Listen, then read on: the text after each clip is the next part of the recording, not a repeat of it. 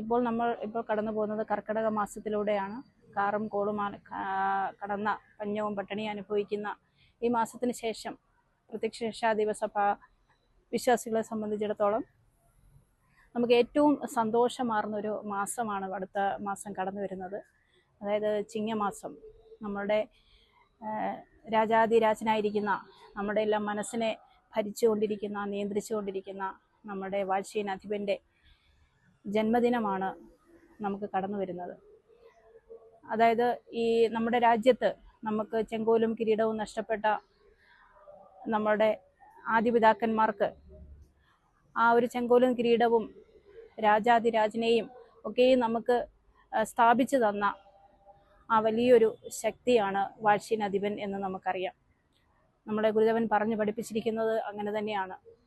അതുകൊണ്ട് തന്നെ നമ്മളുടെ എല്ലാം മനസ്സിനെ നിയന്ത്രിച്ചുകൊണ്ടിരിക്കുന്ന നമ്മുടെ രാജാതിരാജനായിരിക്കുന്ന വാഴ്ചീൻ തിരുമേനിയുടെ ജന്മദിനം കടന്നു വരുന്ന ഈ വേളയിൽ